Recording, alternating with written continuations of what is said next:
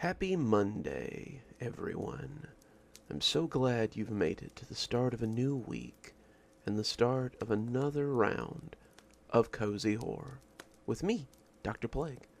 So pull up a chair by the fire, get comfortable, get something warm to drink, and sit with me while we discuss some great stories from yours truly, Dr. Plague. Today's theme will be Visions of a Strange World, and I've got 5 stories that I think fit that criteria fairly well. Our first story takes us to the scene of a strange accident and some even stranger visions. So, let's experience what it might be like to sleep with one eye open. It was an accident.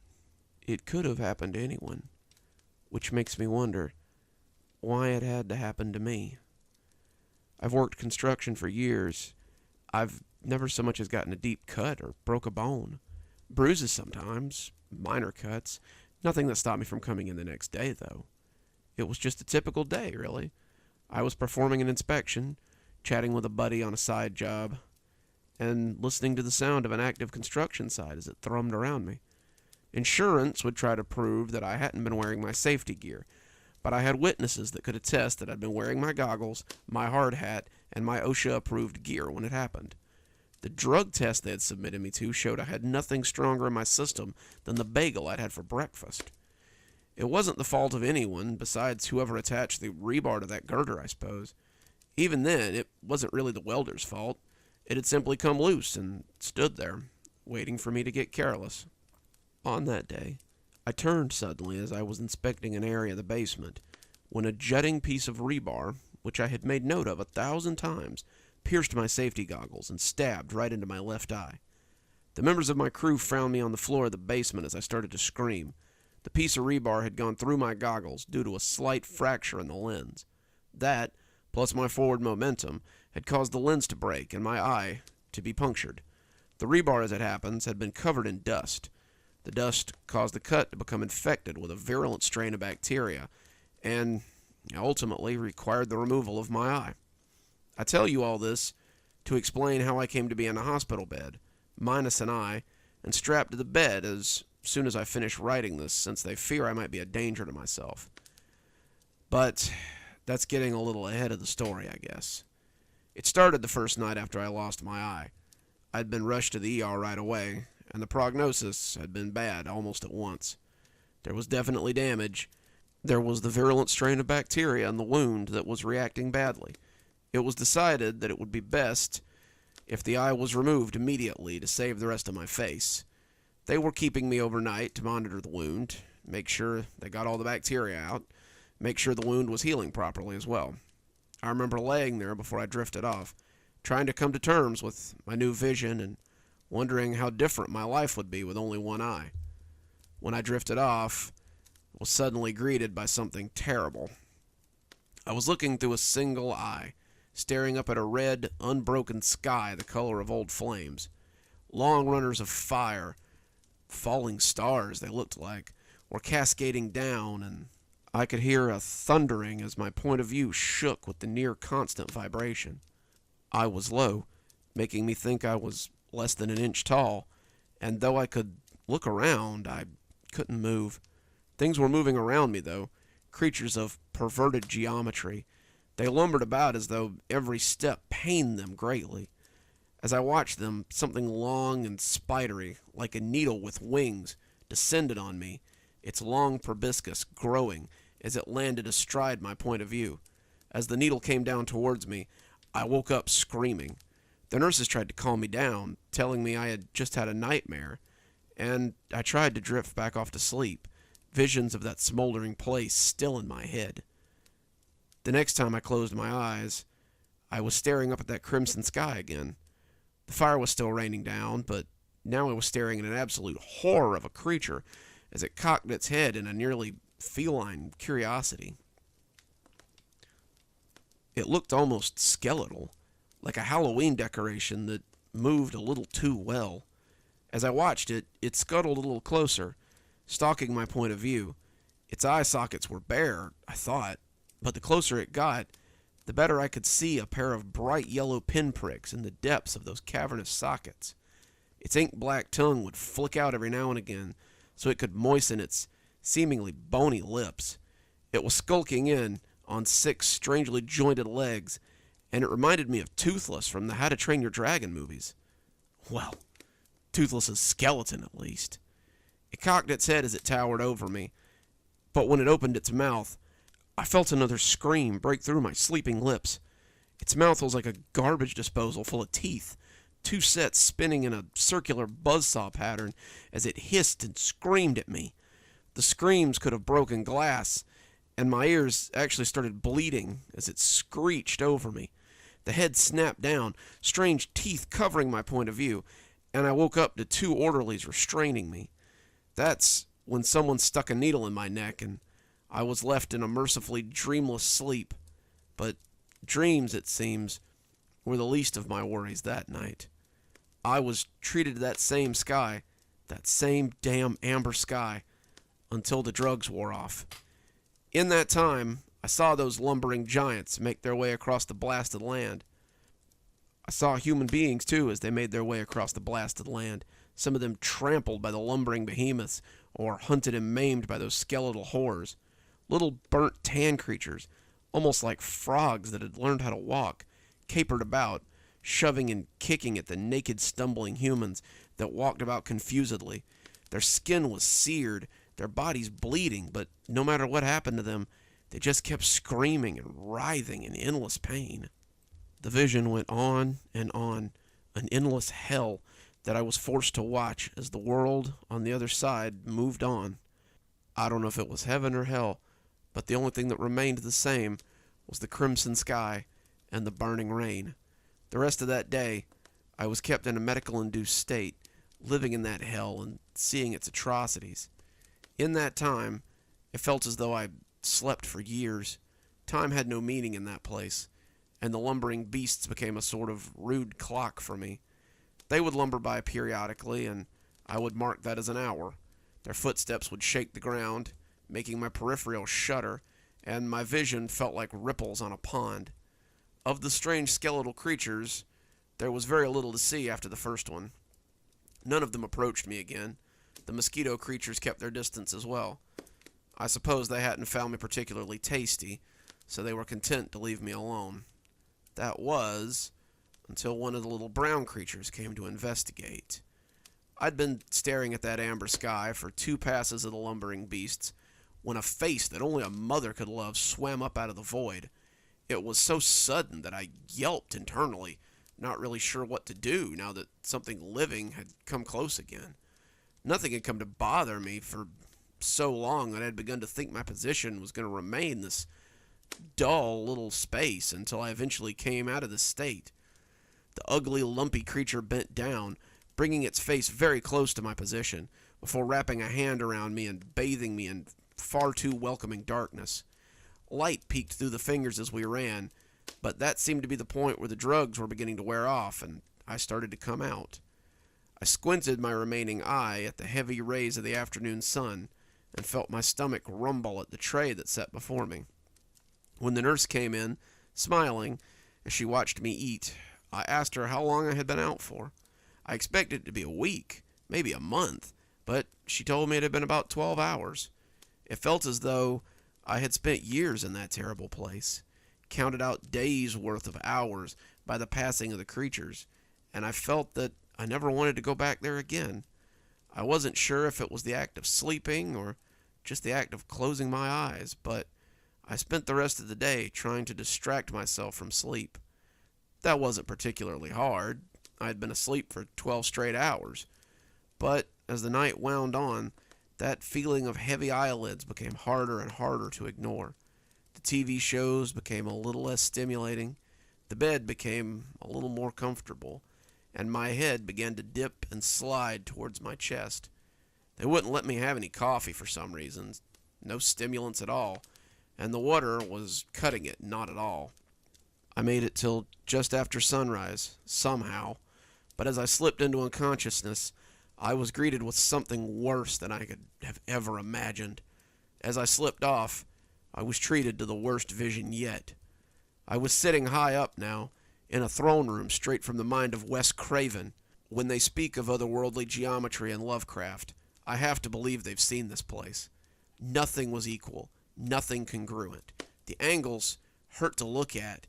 The edges were like razor blades, and the building was either made by a madman or someone who was driven mad by its construction. When you read this, you won't understand, but I ask you to try. The room looked like it was designed to inspire anxiety, foster nightmares, put the inhabitants on edge until madness swallowed them whole. The whole room was a dirty white. It wasn't off-white. It wasn't a dark white. It was a filthy white. I had seen the way windows look when they're caked with mud, and that was this color. It made my skin crawl, or it would have if I'd had any skin at that moment. The color was throughout. The feeling it gave me, coupled with the anxiety from the construction I was now inside of, made me want to shudder and vomit at the same time. It was filled with pews, which were piled with the muddy frog creatures I'd seen before.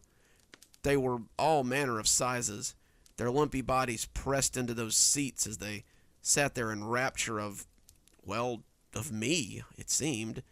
They were dressed strangely in garments I can only describe as fancy rags, and as I watched, the show began. A line of naked, screaming people were dragged forward, unclothed brown creatures prodding them with sticks as they looked at me in horror. These people were in terrible shape. The best among them were bruised and dirty, but some of them were lucky to be standing. I could see bodies burned down to the white meat, bones poking from them, eyes and limbs missing. But the most horrifying part was how these injuries didn't seem to bother them. They were filthy and afraid, but I got the feeling that their injuries were secondary in their mind. As the first one was pushed towards me, the brown creature opened its mouth and spoke with a voice like a well filled with water. "We have rounded up these cattle for punishment, my lord." I was confused as the dark-haired man who was roughly my age stumbled forward, but I wouldn't have long to revel in that lack of knowledge. "Who dares to trespass within my realm?" I heard it and turned, though I had no body. I was held aloft on a pedestal, and the creature beside me seemed to be my captor. It was beyond all earthly description, but I will try. Imagine one of those Jim Henson Skeksis had all the skin burned off of it, down to the bone, and then had the flesh reapplied badly with red and brown Play-Doh. Its eyes were piss-yellow slits. Its jaws were beak-like and sharp-looking, and its flesh appeared to be oozing as it spoke in a thick, deep voice like a frog at the bottom of a ravine. It spoke to the brown creatures, telling them how they wanted the people tortured, and then, suddenly, it noticed me. Turning its head, it smiled as it saw me looking at it, and its pleasure was even worse than its anger somehow. "See what awaits you, human.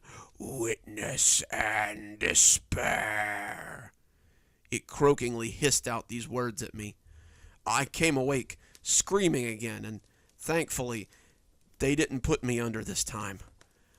I've been in the restraints for 4 days now. They transferred me to a psychiatric ward, and the straps were to stop me from digging at my skin. I've been awake for 4 days, refusing to go to sleep because every time I nod off, I'm returned to that hateful place. I gaze upon that creature as he passes judgment, never sleeping, never leaving, and I wake up screaming. I've begged my doctors not to sedate me, but I think they will before long. I'm writing this under heavy supervision, trying to explain to my doctors since words seem to have failed me. I'm hoping he understands that, despite my state, I don't want to hurt myself. I've seen what lies beyond, and it's It's not something I'm in any hurry to get to. Evening. Oof. I don't know what you'd call that kind of horror, but anything involving the eyes is usually a no-go for me. I like my eyes intact and exactly where they are. This next story is about someone who purchases an item that gives them a look at a strange other world that they might not be prepared for. So let's do a little research on the colors of fear. When I came home from work and saw the package on the front porch, I was filled with an irrational flood of joy. You would have thought I'd received something spectacular, and to me, I had. I'd been waiting for 5 days for Amazon to send the package, and as I brought it inside and cut the tape, I couldn't wait to see how it looked. Reaching into the buffer pads, I pulled out not a game or a new Funko Pop, but a single light bulb and a package that seemed bigger than it should have needed to be. Not just any light bulb, however, but one of those color-changing LED light bulbs. I'd seen them on TikTok and thought they looked cool. They would go through a whole spectrum of colors thanks to the little remote they came with, and I thought the whole operation looked very soothing. I like to watch people lay in bed as the colors shifted, and I thought it might help with my recent mood. I'd been experiencing some heavy seasonal depression lately, and the inclusion of some colored lights might be just what I was missing. I read the instructions and installed the bulb in my ceiling fan, and smiled as I looked at the little remote in my hand. There were so many colors to choose from, and I felt a giddy sense of anticipation. Which one should I try first? Red? Maybe blue? I settled on a light and buttery yellow as I lay in my bed. I felt like I was in some kind of sun. The ones I'd drawn as a kid, it seemed. The yellows were thick, the shade of melted crayons, and I was happy as I lay beneath it in my single room. It had been hard to get out in the cold lately, and this made me feel like I was at the park, under the warm sun at the beach, maybe. It wasn't actually warm, but I could trick my mind into thinking that it was, at least. I lay there for a few minutes, just soaking up the faint sunlight before I got up and went to my computer. As I logged into World of Warcraft for a little gaming, I looked at the remote and decided on a different color. As I explored in the game, I changed the colors to depend on where I was going. The rusty red of Orgrimmar, the deep green of Stranglethorn, the light blue of the Undercity, back to the sunny yellow for the Barrens, and so on and so on. The bulb had a color for every occasion, it seemed, and I really enjoyed playing with it as the evening progressed. I fell asleep that night under the soft, dark blue of a night sky, and I slept better than I had in a long time. In my downtime the following week, I found myself playing with the light, trying out the different colors. I discovered a button for mixing colors and found myself making color combinations that turned my room into all kinds of different shades. I found I liked a few of them. The blue and green combination reminded me of the undersea videos I'd seen on Discovery Channel when I was a kid. There was a red and yellow of the deep desert, the purple-blue of icy peaks, and I found myself lying in bed some evenings after work and just trying different combinations. I fell asleep on Thursday night, the soft blue and deep purple making me think of glaciers, and woke up to a nightmare. I opened my eyes and found myself floating in a room that looked smeared with blood. The walls seemed to hold strange shadows, the reds and blacks mingling like filth in a morgue. But that wasn't the worst of it. The worst were the creatures. They were dirty white that was almost translucent, their eyes like lamps as they stared at my prone form. I wasn't sure what to make of them at first, and I wondered if I was dreaming. If I was, this was the most realistic dream I had ever had. Their bodies were long and narrow, like pale reeds, and other than their eyes, they seemed devoid of features.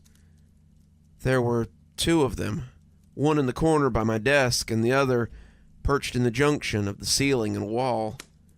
We stared at each other for some undeterminable amount of time, and I was nearly convinced that I was actually dreaming when my phone chirped and lit up on the nightstand. All three of us looked at the light, and when I looked back at them, the one in the corner of the ceiling had dropped soundlessly onto the floor. The skin around the bottom of his head seemed to rip open to reveal a double row of buttery yellow teeth. His fellow creature did the same, and as the two stalked closer to me on their noodly-looking arms, I whimpered and reached for the bat that I kept beside my bed.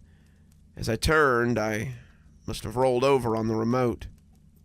As the bulb changed back to the same buttery yellow I had basked in on the first day, I came up with the bat out in front of me to find the room devoid of nightmare creatures. I turned it back to the normal fluorescence and looked around in a panic, trying to figure out what had just happened. I was still awake when the sunrise lit the windows, and I wasn't sure I'd ever sleep again with the image of those creatures thumping around in my head. I tried to get about my morning routine, getting ready for work and getting breakfast together, but the image of those horrible things would never leave me. They followed me through my day, dogging my steps as I tried to get my work done, but by lunch, I was a mess. When my boss saw me in the break room, my shaking hands struggling to open my lunch bag, she told me I looked ill and said I should go home and get some rest. "You look ill, dear. Take the day off and have a good weekend. We'll see you Monday." I told her that wasn't necessary, but she insisted. I was grateful for the chance to get some rest, but I found my anxiety growing as I got home, the same place I had seen those horrors. I checked the corners where I had seen them, hoping to find some sign that it had just been a dream, and I was rewarded with nothing. There were no marks on the eggshell white walls, no signs of claws or dirt from the filthy skin of the creatures, but it did little to soothe me. Sign or not, I knew I hadn't been dreaming, and that meant that these things had to be real. The idea that I couldn't see them, that they only existed in the dark, was even more terrifying. But despite my fears, the need to find out what they were and how they had disappeared without any sign just wouldn't leave me. I started by just turning off the lights, but I didn't think that would do much good. I'd woken up in the dark plenty of times, and I'd never seen anything like those creatures. No, I thought, it had to have something to do with that light that I had seen covering the walls. It had changed when I rolled onto the remote, and whatever combination I had bumped had allowed me to see the creatures. I knew about things that you couldn't see with the naked eye, things that were too small or hard to see outside the right color spectrum, and I wondered if these creatures were like that. More importantly, if I could only see them in that spectrum, then was it a two-way street?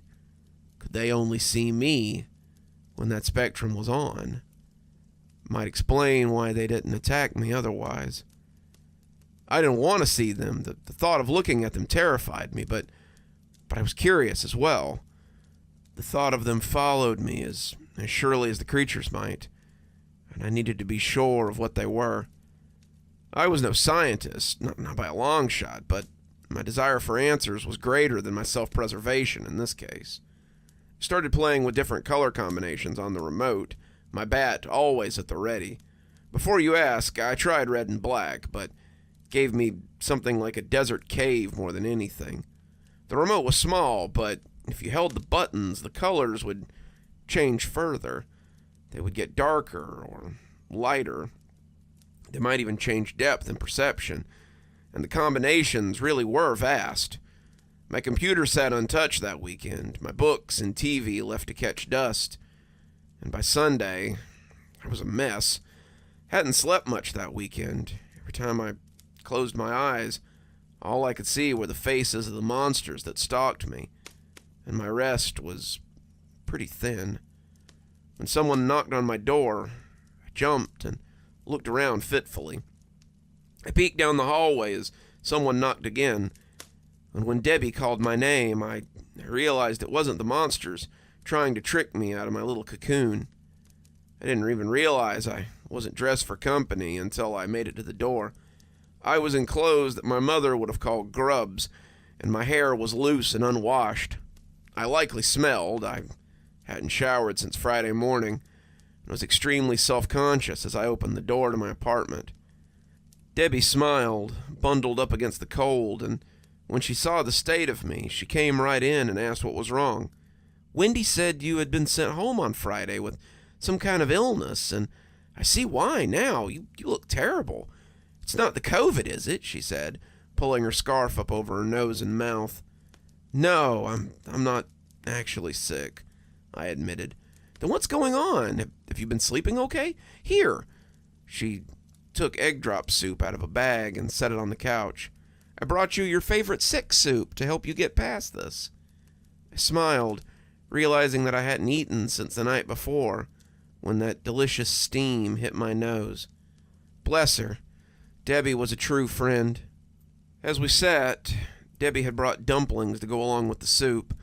I told her about the weird creatures that I had seen. Unlike me, Debbie looked excited at the prospect of seeing something different. Debbie was into things like ghost hunting and cryptids, and she loved the idea of actually getting to see one. "Oh my gosh, you gotta let me help. Come on, we'll have a picnic in your room. If this is making you sick, I want to help you see it through."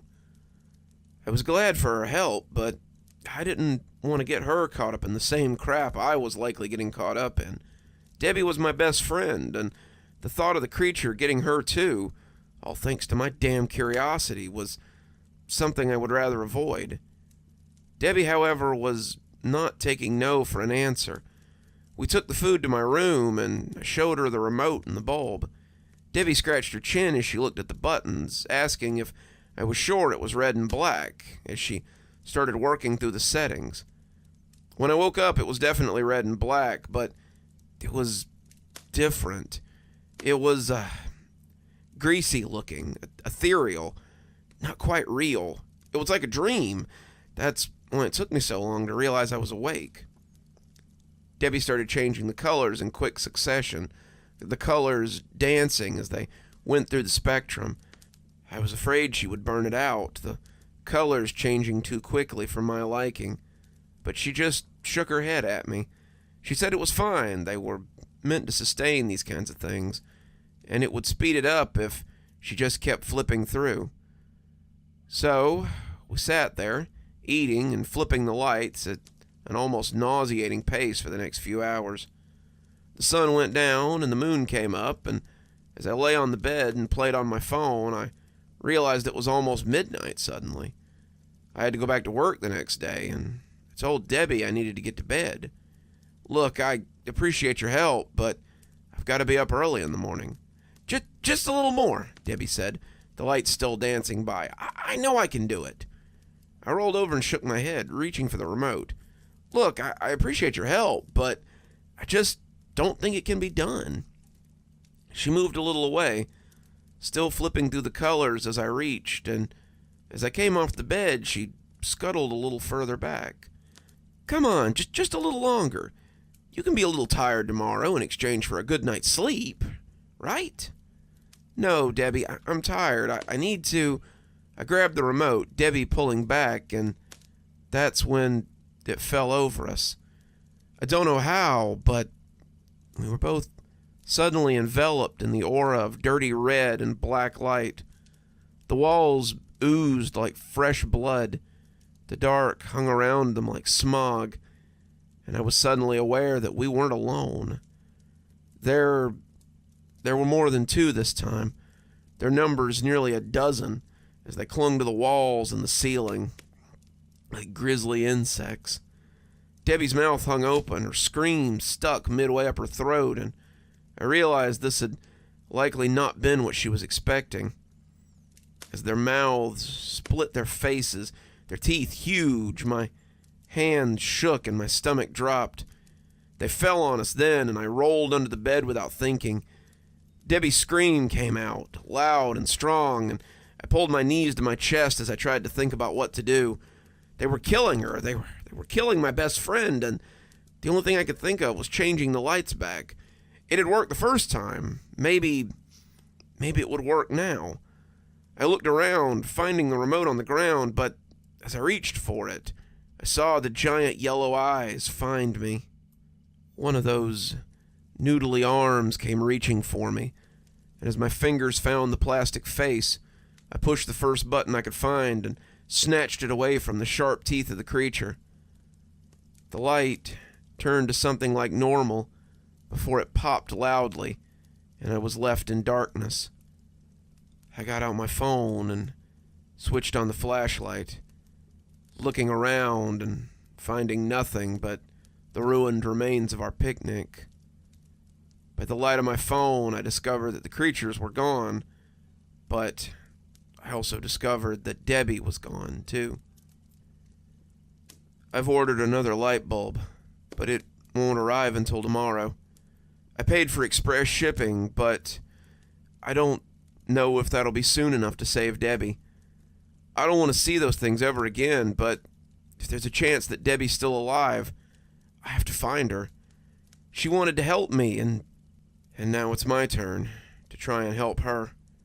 So be careful with your new light bulbs if you buy one. You may see more than you bargained for, and you may lose more than just the cost of shipping. Makes you want to think twice before you order that very special deal on Temu, doesn't it? Coming up next, we have a portal that opens after a strange and ill-fated cup of coffee maybe pulls the veil back and shows the drinker something he might have been unaware of. Let's hear a story about my favorite, black coffee. I don't know what I'm going to do. They won't stop pounding on the door. They won't stop calling my name. And before long, someone with keys is going to come along and unlock my office. I don't know what to do. Completely out of my element here. And all my brain can come back to is that coffee. The coffee. The goddamn coffee. First cup of the morning? He'd asked. And all I could do was smile at him. He must be new. Because if he'd been here longer than a week, he'd know how often I show up to this machine. I stood before the coffee pot like a worshiper at the altar, and as the savory black liquid spilled into the pot, I felt my mouth water at the thought of coffee. First cup. Yeah, right. I started my day with the taste of warm, fresh brewed coffee. As I'd cooked my breakfast, I'd had another, savoring this one a little, as I never did the first cup. And as I sat down to catch up on my emails, I drank a third as I ate my breakfast. I'd had another one on the way to work, savoring the aroma as I sat in traffic, and now it was time to get a cup before I sat down for another day of work. First cup. Try fifth. I've been like this since my late teens. My mother was a career nurse who drank coffee by the pot, not the cup. As a single mother trying to keep up with an active son, there was never a time I can't remember when coffee wasn't part of our lives. When I was just a tyke, my mom was always running late due to my inability to get moving in the morning. No one wants to lose their job because their kid can't get ready on time, so one morning, she gave me a sippy cup of coffee, sweetened with milk and sugar. No surprise, I took to it like a fish to water. The other parents looked at her funny when she told them. She heard the usual sermons about how coffee would stunt my growth and make me hyper, but she always felt she knew better. The fact that I was never prone to hyperactivity and grew to top out about 6 feet seemed to have proven their worries were groundless. Coffee is life for me. It runs through my veins, and I always joke that when I die, I'm going to donate my body to Starbucks. I can be their flavor of the month. That cup looks a little rough, don't you think? I turned to see Chuck wander into the break room then, unrecognizable health smoothie in his My Body is a Temple shaker cup. The new guy greeted him as he came in, and I extended my hand for a fist bump. As he met my knuckles with his, I couldn't help but shudder a little at how scaly and clammy his skin always is. You'd think with all that rabbit food he ate that those healthy shakes would make his skin a little softer, or at least clear up his skin condition. It's got character, Chuck, unlike whatever you're drinking there. Chuck laughed. if character is what you call mushrooms growing in the bottom of that thing. He was right. Not about the mushrooms, but about the state of my cup. I'd had this cup for 3 years, and in that time, I had never once bothered to wash it. The outside was a little stained up, but otherwise looked pretty normal. The inside, however, was a dark cauldron of old coffee stains and filth. It didn't look that bad to me, but, of course, I had gotten used to it by now. I always justified it by telling myself that I was putting boiling water into it, so anything living in there was likely to get boiled out of existence by the time I got around to drinking the coffee. I had no idea what I was setting myself up for. The hot liquid splashed into the cup with a luxuriant sound. I swirled the contents around in the cup before taking a test sip and gasping in pain. It was much too hot, but I had known that already. I talked with Chuck a few more minutes, and when Mr. Ryan strode into the break room, we all said our goodbyes and left for our desk. Mr. Ryan's was a fantastic boss, but he had a very narrow opinion on dawdling and socializing on company time. I said hi to a few other people on my hall and stopped at Rob's door to pass a few words. He was hard at it already, and I could see his tongue sticking out through his teeth, a nervous habit he said he'd had since elementary school.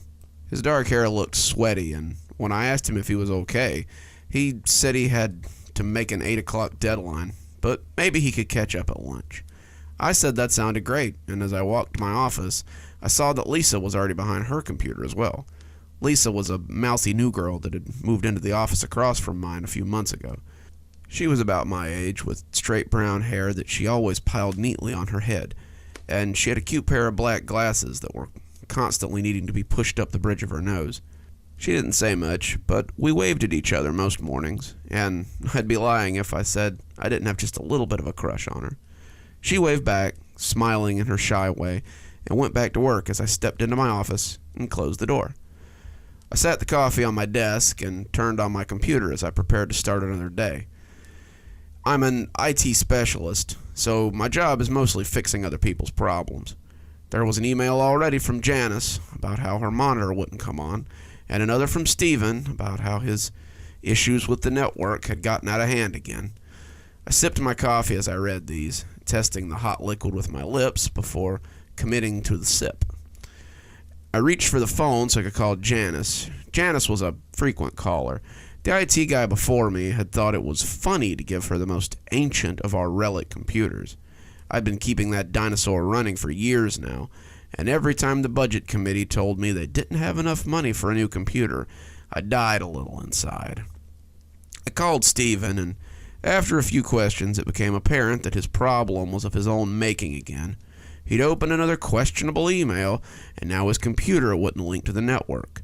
That was by design. Steven was notorious for opening anything that found its way into his inbox.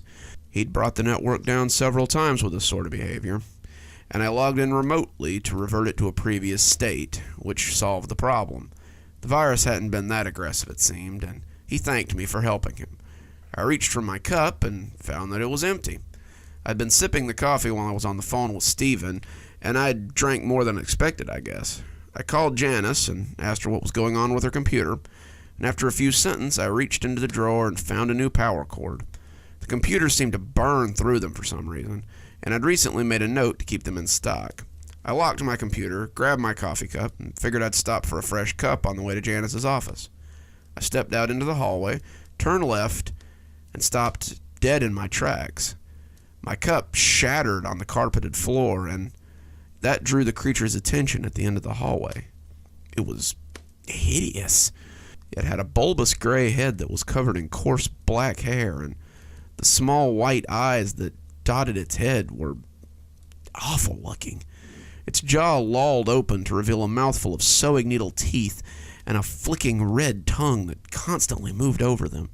It was dressed in a white button-up shirt and a pair of black slacks, but the shirt bulged with coarse black hair, and the pants looked to be barely containing its oddly shaped legs.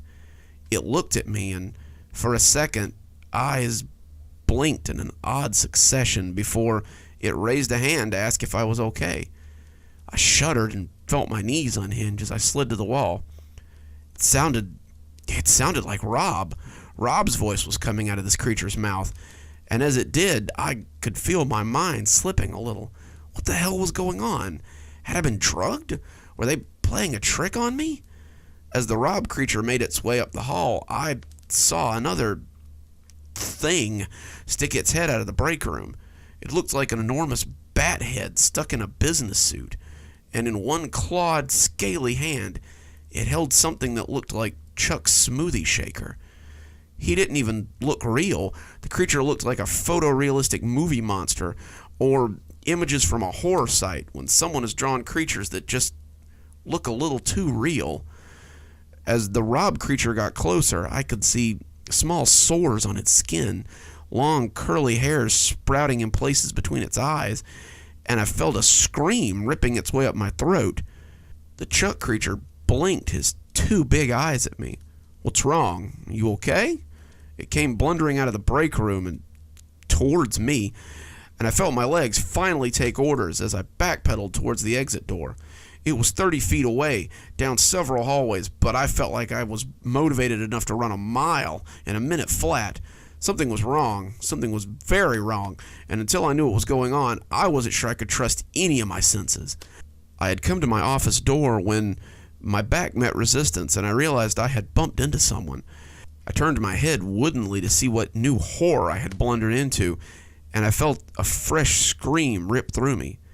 It was a spider, a giant spider, but with a body on top of its abdomen like some fantasy creature from a video game. Its torso was vaguely feminine, breasts poking from beneath a blue cardigan that hung over its shoulders. Its 8 chitinous legs clicked on the floor as it took a step backwards to assess me. It looked at me with familiarity, and I could see that it had shiny black hair piled on its head above its 8 rotating eyes. 2 eyes seemed to be covered by thin metal glasses, and I blundered towards my door as I realized who it was. The spider thing was Lisa. "Sorry, are you okay? I didn't mean to." I didn't let her finish. I pushed my way into my office and slammed the door behind me. I locked the handle, pushed my chair under it, and cringed against the farthest wall I could get to. What in the hell was going on? Had that been real? What was I seeing out there? That couldn't be my colleagues, could it? They had sounded like them, even sort of acted like them, but the creatures out there had been so nightmarish that I couldn't even process it. All I could do was huddle under my desk, knees pulled up to my chest, and try not to cry as someone knocked on the door. "You okay in there?" It was Chuck. "You scared Lisa half to death, man. I think she's crying in her office right now. Maybe you could come apologize?" I stiffened. Lisa was crying. Had I done that? I couldn't bear the thought that I had made Lisa cry. I had half risen from under my desk when I'd finally gotten hold of myself again. This wasn't real. The monsters were trying to trick me so they could get me out of my office. I sat back down under my desk and squeezed my knees against my chest again. They wouldn't trick me like that. I wasn't going to be fooled so easily. Chuck banged on the door, harder this time, and asked what my problem was. Rob's voice made an appearance as well, and he apologized for startling me. They were worried about me and wanted me to come out so they could sort through this. They were scared for me and wanted to see me. They got angry at how I was acting and started banging louder all the while. I just huddled under my desk and sobbed quietly. I couldn't process what was going on or why this was happening. And all the avenues seemed to come back to the coffee. Someone had drugged me. Someone was messing with me. Someone had done this to make me freak out. But why? That was when the phone rang. It jangled merrily in the cradle, unaware of the horror show that was just outside the door. I looked up over the edge of my desk like a cartoon mouse peeking out of his hole. I almost expected the phone to grow fangs or sprout eyes, but it didn't. It just continued to be an average black plastic phone. I reached out shakily for it, and as my sweaty hands settled around it, I felt it solidify and had second thoughts about my perception. My desk was still here.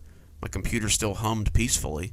If this was a world for monsters, then how could all these things exist? How would a monster type with big clawed hands? How would he sit in a normal chair? How would he pick up the phone? As I picked up the phone, I heard Mr. Ryan's calm voice wash over me. It took me a minute to realize that he was calling my name as I was just sitting there in the calm warmth of my realization. "Hello, sir?" I said, and my voice shook a little. "Are you okay?" His voice was calm and rich and made me feel like control had been restored. I don't know, sir. I'm seeing some weird stuff. Have you imbibed any substances today? It's okay if you have. I just want to know how we can help you. I just had a cup of coffee in the break room and coffee at home. I was fine when I got here, sir, and now I don't know what's going on. I'll be there in a few minutes. Just wait. And he hung up before I could tell him about the monsters. I hung up the phone and sat huddled under my desk. He wouldn't be able to get here, not with the monsters out there, and even if he could, would he be normal? Maybe this was just another trick by the monsters. I sat under my desk, shuddering and waiting for the creatures to break down my door and get me. They had stopped banging and shouting, but I could still hear them scuttling around out there. They were waiting, just waiting for me to drop my guard. Then they'd have me. 4 loud knocks made me jump and hit my head on the desk. "It's Mr. Rhines. Open the door, please, so we can talk about this." I slunk from under my desk, looking for all the world like a scared rabbit as I approached the door like I thought it might explode. Are the monsters gone?" He didn't answer right away, probably hoping he had misheard me. "Monsters?" I put my mouth close to the door jamb and whispered, "The monsters are out in the hall."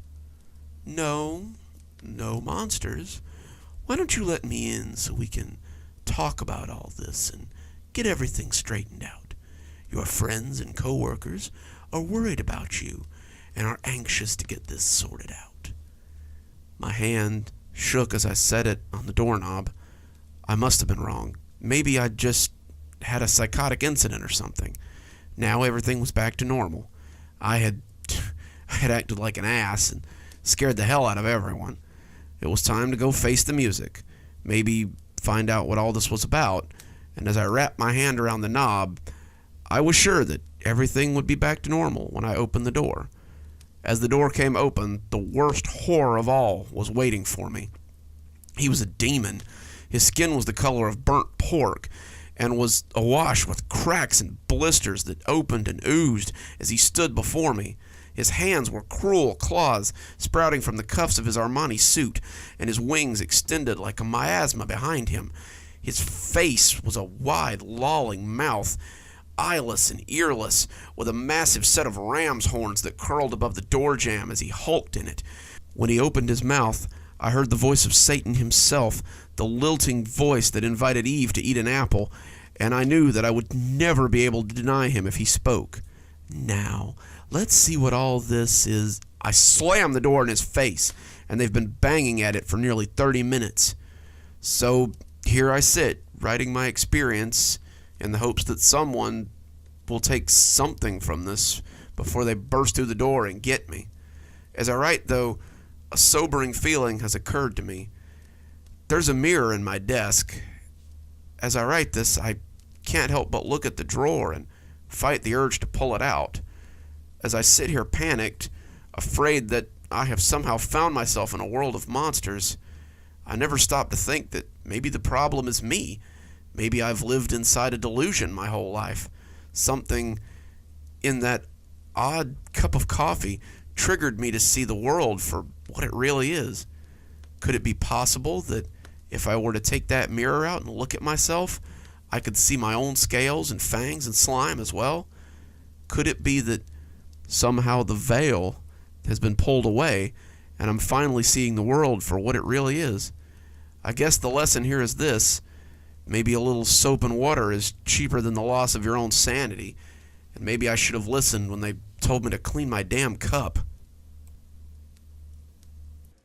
You just never know what you might find at the bottom of that delicious cup of coffee.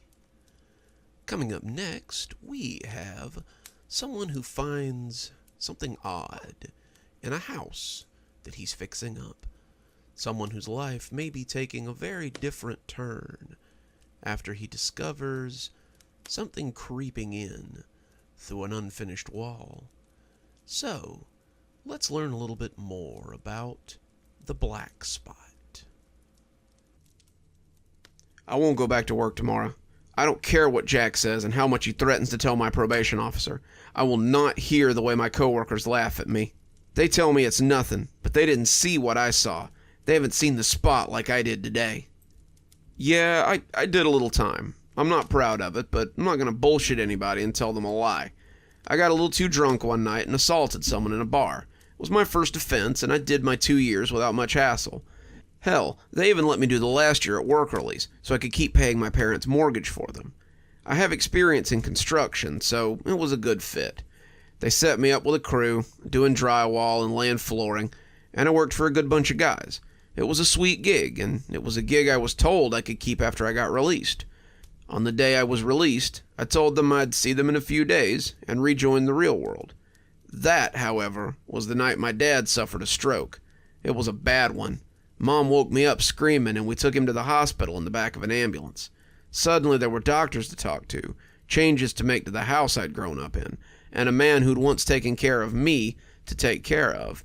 He'd lost function in nearly half his body, and with Mom feeling very overwhelmed, it became my job to take care of Dad.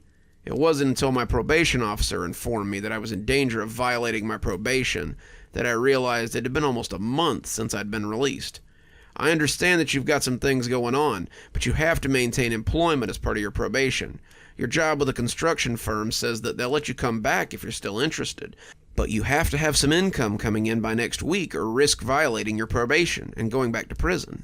I went to the foreman the next day to see if I could get my old job back, but it appeared I was in for a surprise. Yeah, sorry, we filled your spot on that crew. We didn't know if you were coming back, and we needed a full crew for the job. I gritted my teeth and resist the urge to rage at him. Then why did you tell the probation officer I could come back? 'Cause I have a new crew for you, if you're still interested in it. I told him I was, and he gave me a number to call. That's Jack. He's been begging for another able body. Give him a call and see if you guys can meet up today. I thanked him, inwardly fuming that he'd already filled my position, and called the number. Jack answered on the third ring and told me that his crew left at 5 a.m. If I wanted a spot on it, I'd better be on the yard at 5 a.m., ready to work. I told him I would, and he hung up on me mid-sentence. I already didn't have a good feeling about this guy. He was terse, and didn't sound like the kind of guy you wanted to have a beer with after work. Regardless, I needed the work, so I set my alarm the night before and dragged up before dawn to meet this asshole at the yard at 5 a.m. And oh boy, had I been right in my hunch about this guy. Jack was one of those average-sized dudes who thinks he's a giant. The kind of guy who gets his ass beat in prison. He wore jeans and a sleeveless t-shirt, with a gold chain that hung down into his thick chest hair. His hair was held in place with enough grease to change the oil in my car, and I saw him single me out the second I showed up. He had a small crew, maybe 10 guys, but the way he zoned in on me let me know that he'd been looking for me. Well, you actually showed up. Rick may speak highly of you, but I'm not just going to drop somebody down so some ex-con can have a job. You'll be cleaning the job site until I'm convinced that you're not going to show up high or just dip out in the middle of the day. If that's not okay with you, then you're going to go tell your probation officer to send you back where you came from.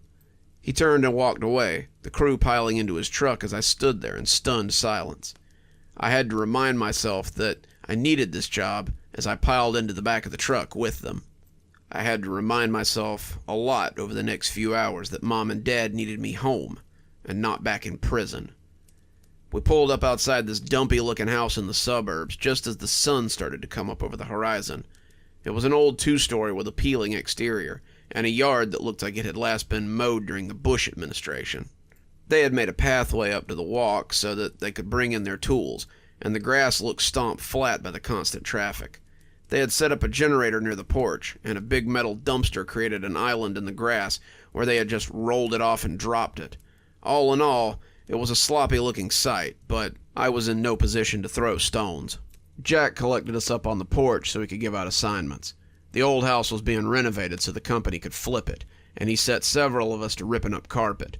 After assignments were given, Jack and 3 others went upstairs to assess the damage, and I didn't see them come back until after lunch. I was set to pulling carpet in the downstairs living room. It was a dingy little room with a pair of small windows that reminded me of eyes. The carpet was disgusting, covered in hair and crumbs, and it was tacky like old soda had been spilled on it. I was sliding on my gloves when someone threw a crowbar on the floor and walked off. "Hey, aren't you going to help me?" I asked, but the guy who tossed the crowbar just shook his head. "We each get a room. This one's yours, so get to it." Then they left me to pull carpet in this big dirty room by myself. The living room wasn't huge, but it was still a lot to ask of one person. I pressed the crowbar in and pulled the carpet away from the wall, not bothering to be gentle. The drywall was going to be pulled out next, and I suddenly wondered why they were pulling the carpet out first. I shrugged. I wasn't the boss here, so I guess I'd just have to do as I was told. That was the first time I noticed the spot. It was in the corner of the living room, a big water stain that seemed to take up 2 walls. It was about the size of a basketball, and the water spot looked like it would be wet if you touched it. It kind of freaked me out, for some reason, though I couldn't tell you why at the time. As I worked, I could almost swear it was moving, just a little, and I got that feeling like eyes on the back of my neck. You know the feeling, the one that makes your hair prickle up, the one that makes you think you might be being watched. I tried not to let it bug me, but it was like I could feel that spot as I worked. The carpet didn't take too long. An hour later, I had rolled it up and was ready to haul it out. I looked around for help, but the others were still hard at it, or at least pretending to be. I could see 3 of them sitting around smoking or chatting for every one guy working. When I asked them to help me get the carpet out to the dumpster, they just scoffed and waved me off. I couldn't move it by myself, so I just left it in the living room and went to look for more carpet to pull. It seemed that my fellow workers weren't as diligent as I was, because there was still carpet in 3 rooms that seemed to need removing. I sighed. This was clearly going to be my life for a while, and I set to work pulling the carpet to get ready to haul it all out. As I worked in a bedroom, the wall painted off blue with stormy-looking clouds on it, I got the feeling that someone was watching me. I turned to the door, thinking maybe one of my coworkers had come to see who was making so much noise back here, but there was no one. I looked to the window, but it was so caked with dust that no one could have seen anything through it. I glanced over to the closet, thinking maybe someone was lurking in there, and that was when I saw the source of my discomfort. A basketball-shaped spot on the wall over the closet door. I tried to convince myself it was nothing. It was just a water spot. The house was probably full of them, and I just happened to have found one that looked exactly like the other one I had seen. I kept working, pulling up tack strips in places, but it still felt funny, like something was watching me. As the carpet rolled up, I began to push it towards the door, sending up puffs of smoke as it thumped over. As I pushed, I couldn't help but glance at that spot. It was still there, hanging over the closet door, seeming to watch me as I worked. I turned to look at it squarely and gasped as I noticed a large white hole in the middle of the spot, like an eye floating in a puddle. I ran out of the room then, bumping into another worker as I beat a hasty retreat. "There you are," he said tersely. "We've been looking for you. Come help us move this carpet." I was more than happy to oblige, anything to get out of that room, and we spent the rest of the morning hefting carpet. We pulled it to the dumpster, tossing it in haphazardly, and then assessed the work for tomorrow. As we broke for lunch, I had almost forgotten about the spot. People being around me made me feel a little crazy about being afraid of it, but as we worked, I could swear I saw it again and again. The walls were covered in stains. The pipes were likely bad, but this one was definitely the same spot. It had the same wobbly edges and deep, black center as the one I'd seen the first time. The white circle was gone, though, but I still found myself looking for it when I was in a room. The guys on the crew must have noticed because they started making jokes about how prison had made me jumpy. "He's got to check all the corners when he comes in to make sure no booty bandits are lurking," a big, slovenly one in overalls would say, and they'd all laugh like it was the funniest thing they'd ever heard. If I didn't need this job so bad, I'd have made something of it. We moved upstairs eventually, finding 2 bedrooms and a bathroom that needed carpet or flooring removed. By 5 o'clock, we had all the carpet out of the house and in the dumpster out front. Jack came back in a truck, handing out paychecks and thanking the guys for their hard work. When he came to me, he handed me the check grudgingly, scowling the whole time and holding it when I tried to take it from him. "Tomorrow I expect some real work out of you. not just half-assing it like you did today. I took the check and walked off. I'd find my own way back. The next day was a little better. Drac said that the drywall would come next, and then he and his cronies disappeared out to the truck while the rest of us worked. We all started tearing out drywall, dust and nails flying, and I meant to swing my hammer into that spot extra hard when I saw it. To my disappointment, though, the spot never showed up. I'd seen it everywhere yesterday, seen it in every room at least once, but today it was absent. We spent the day tearing out drywall and cleaning up after ourselves. When 5 o'clock came, we packed up and went out to get paid. Today had been better. Nothing builds camaraderie like a little hard work, and I found myself joining in on the jokes and conversation that happened in the group. We were covered in drywall dust as we walked out that afternoon, laughing about how Tony had been scared by a rat when it burst out of the drywall in the laundry room. Jack looked at them coldly, affronted that they had accepted me so easily. He handed me my check in silence, and I piled into the back of the truck with the others this time. The next day was the last day I'd get to work with them. We spent that day hanging drywall downstairs. Between the 10 of us, we worked diligently and quickly. The drywall went up a sheet at a time, something I was pretty good at, and I was glad to see it covered the hollow studs and the newly blown-out insulation. We marked a few spots where the beams were rotten, but the pipes actually looked pretty good, as did the electrical. I began to wonder what had made the spots I kept seeing. They looked so wet, but I pushed it out of my mind as I worked beside my newfound companions. By 5 o'clock, we'd done most of the downstairs, and we'd have the rest finished by tomorrow so we could move upstairs. When I walked out onto the porch, though, I realized I'd forgotten something. I had rubbed at my wrist, looking for the reassuring feel of metal that had gotten me through 2 years in the can, but I found only bare skin. My heart skipped a beat. My dad's watch was gone. When I remembered that I had laid it on the counter, not wanting it damaged while I was working, I must have forgotten all about it in the bustle. I grabbed my check and turned to go back in the house, Jack scowling at me as I walked off. "We're leaving," he called to my back, but I waved him off. "If you're gone when I get back, I'll just find my own way." I wasn't about to leave my watch here overnight. I went to the kitchen and checked the counter, but there was nothing there. It was powdery with dust from today's work, and I thought I could see an indent where the watch had been. I checked underneath the counters and around the floor, but I couldn't find my watch. I began to look around, hoping it hadn't found its way into someone else's pocket. I walked through the rooms, looking into each of them, to see if I'd maybe left it there, and when I looked into the living room, I was rewarded for my effort. Sitting in the dead center of the debris-riddled floor was my missing watch. I took a step, but something brought me up short. A little tickle on the back of my head told me that it was a little too convenient. It was like a trap baited with something for an unlucky animal to blunder into. I shook it off. I wanted my watch, damn it, and I wasn't going to just abandon it because I had a hinky feeling. I bent down to get it, wrapping my fingers around the cold metal, when I saw something out of the corner of my eye. It was pulsating, sludgy, something that I had seen soaking into the new drywall. I looked up exasperated, figuring that someone had put a nail through a pipe at some point today. But what I saw drew me up short. I was left half bent, filled with fear, as I saw the oozy black spot seething on the drywall.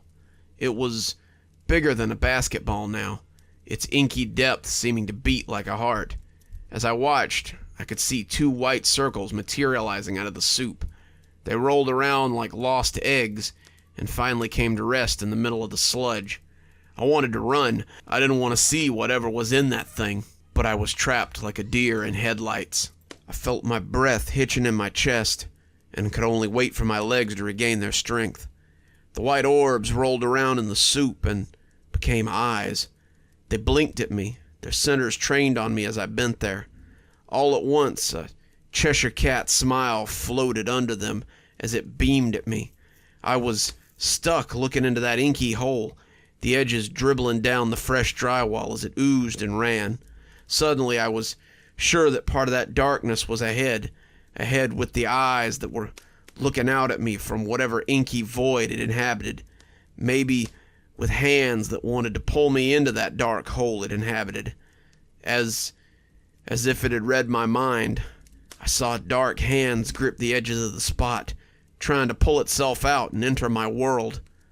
It never lost eye contact as it pulled itself out, and I could see the vague outline of its head as it came free of the spot with that placental pop. It was all I needed to see.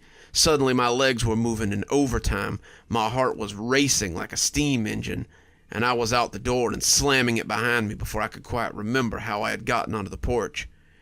Even through the blood pounding in my ears and the rubber of my sneakers pounding on the wooden floor, something else dominated my hearing, and there was one sound that I would never forget. I may not be able to remember how I came to be on the porch, heaving and gasping for air, but I do remember the sound I heard just before I threw the door open and I was free. It was a plop and a splatter, similar to a bucket of paint being emptied on the ground. I ran home, calling Jack as I took off up the sidewalk. He picked up on the second ring. "I'm not coming back for you. I told you that I was..." "Jack, you got to get somebody back to the site. Someone's there." "Who?" Jack asked, and I could hear his skepticism. "If this is some kind of goof, I don't get it." I told him how I'd gone back for my watch and I'd seen someone skulking about the site. I didn't tell him about the oozing hole in the wall. He'd see that. However, I did tell him that I had thought the guy might be on drugs, so he should probably be careful. He was banging his fists on the drywall, so I booked it, I finished, trying to keep it believable. The crew was just starting to warm up to me, and I didn't want them to think I was a nut job. "Jesus Christ, I thought you ex-cons were tough. I'll go have a look. You just stay home. I'll let you know what I find." That was hours ago. Since I got home, I've been in my room, waiting on Jack to call, and I decided to write this while I waited. When I opened my laptop, though, my desire to get this down became all the more prevalent. As I slid it open, I caught a glimpse behind me and realized that I'll be fortunate if I have time to finish this tale. I could see a basketball-sized hole reflected in the screen of my laptop. I got up and locked the door and moved my writing to the living room. I don't know if the locked door will stop whatever may come from that dribbling hole, but I know that it may give me enough time to finish this before it breaks the surface. Keep your eyes peeled for water spots. You never know what might come slipping out. One more story for you, and then I think it'll be time for us to say goodbye. I've saved a short one for last, but I think it's a powerful story, nonetheless. Let's hear a story about a woman who falls asleep on a long car trip and opens her eyes on a very different sort of landscape. Let's finish off with a story about strange visions. It was one of the most frightening experiences of my life, and I honestly have no explanation for it. My boyfriend and I were on a bit of a road trip, traveling to see my parents the next state over. They had never met him, despite the two of us having dated for almost 2 years. He had proposed to me the week before, my mother seeing the pictures on Instagram, and she had asked when they were finally going to get to meet this mystery boy I intended to marry. I hated that I didn't get to see my mom as much these days. My dad and I had a bit of a falling out before I moved, but he was looking to reconcile, and I was looking for some closure before my marriage to the sweetest man I'd ever met. We were driving, the countryside sliding past, and I felt myself drifting off as I just sat there and took it in. "Feeling like a little nap, babe?" he asked, reaching over to squeeze my hand. "I think I might close my eyes for a second or two." "Well, okay. I'm going to stop for some food soon. 20 winks at the most," he joked. I stuck my tongue out at him and let my eyes slip shut as I blocked out the cows and the green fields that went sliding past the window. When I opened my eyes, the landscape was very different. The sky was red, like burnt red, the color of a jack-o'-lantern, and it seemed to be crackling with heat lightning as I watched. Something was falling from it, something bright that trailed a long tail. They almost looked like comets, but they were too close. We were on the road, but it was pitted and old. The concrete was flaked and peeling, and the landscape was eroded and rocky. Despite this, yellow crops grew from the arid soil, and I could see strange brown creatures with bloated bodies moving along on scaly legs. None of it was right. We should be traveling through Midwestern farmland, and the lightning was rumbling again. I saw it hit the ground and leave a crater amidst the too dry vegetation. I looked to Brad for some kind of answers, but as upsetting as the landscape was, Brad was the most upsetting thing about this, whatever it was. He stared ahead, eyes on the road, as he sat stock still and stared through the window as if it were completely normal. Brad? What the hell, where the hell are we? He stared ahead and said nothing. Brad, what's going on? He stared ahead, and as I watched, something seemed to move beneath his cheek. I was scared. He was so still, but I found myself unable to look away. Brad was a joker, but he didn't usually joke like this. This was different. This was making me very afraid, and I started to worry about something being wrong with him. Then, ever so slightly, he turned his head, and I found myself wishing he had just stayed facing forward. His eyes were jet black, too big and starey. His face was locked in the rictus of a smile, and it seemed he was having some sort of fit. His skin was moving, writhing, and as I watched, a large black beetle slid from his mouth and scuttled into his ear. He didn't move. He didn't speak. He just stared at me. I became aware of how quiet it was, only the thunder making any noise as it struck outside the window, and the silence was a whole other monster that lurked. It became claustrophobic, like those parts in a horror movie where you're waiting for the monster to scream and scare you so you can just get on with the story. The scream never came. The scare never happened, and I just sat and looked at this thing as it drove us towards wherever we were going. As we sat staring at each other, however, the car was invaded by the sound of a loud, cavernous scream. I turned in time to see our vehicle barreling towards something large and gray that was walking laboriously across the road. I only saw it for a split second, but it was huge, and the thing we were careening towards was a leg that seemed to take up the whole road. Its skin was craggy, like a living mountain, and as it tried to ponderously get its bulk out of the road, we hit it squarely, and the car made a sound like an angry animal. The crash happened in slow motion. The vehicle's front crunched in, lifting us off the ground.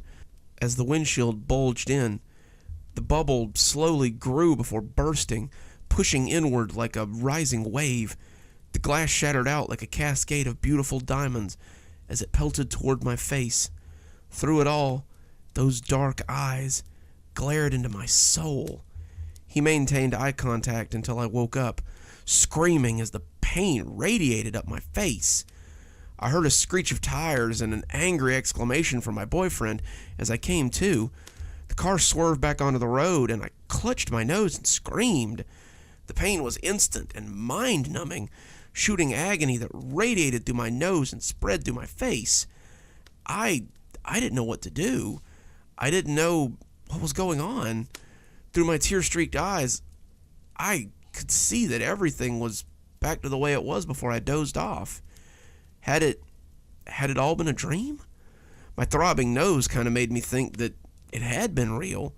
The pain was becoming too much, and I begged him to take me to a hospital. He obliged as best he could, and 20 minutes later, we walked into the ER lobby in the nearest town. It was a slow day, I suppose, because they let us back and asked me questions as I helped them fill out paperwork. They didn't leave us sitting in the room for long either. In no time at all, someone was taking my hand off my face, and my boyfriend was holding my arms to keep me from trying to cover it again. I wanted to cover my face again badly, my nose a white-hot ball of agony, and the touch of Brad's hand was making me shudder. I couldn't look at him, because despite knowing that it was a dream, all I could see was that bug-filled creature with dead eyes looking back at me. The doctor looked into my left nostril with a light and furrowed his brow. That's weird. Hold very still for a second. Brad held me, wrapping his body around me, which only made me shudder worse, as the doctor reached into my nose and pulled something out that seemed to cut me as it came free. My nose hurt all the worse, like it was being sliced with a razor blade, and as it came free of my nose, I could see that it had been what was causing me the pain. It glittered wetly, red drops dappling the edges of the object as it slid out into the light of day. It was a shard of glass, about as long as my pinky tip, and nearly as wide.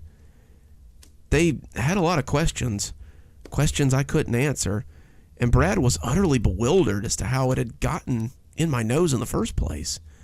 I can't explain it myself. It was as if I had dozed off perfectly fine and woke up with a huge piece of glass in my face. I told them about the dream, but that didn't seem to convince them in the least bit. I simply gained a giant piece of glass somehow. No one seems to be able to tell me why. That's why I'm writing this, honestly. I sent Brad out to get me some clothes from the car, but I don't know if I can even get back in the car with him. Sometimes he looks normal, but sometimes, just for a second, I can see that weird thing staring out of his face. The other subs I put this in seem to think it was a joke, but you guys seem to appreciate weird stuff, so any advice would be greatly appreciated. I just don't know what I'm going to do. I don't know if I'm going to be able to drive for another 2 hours with him. I don't know what's going on or if I'll ever get over this. And just like that, our stories have come to an end once again. But don't fret. I'm sure there will be many more cozy horrors yet to come. Until then, this is Dr. Plague, wishing you a wonderful day and a spooky evening.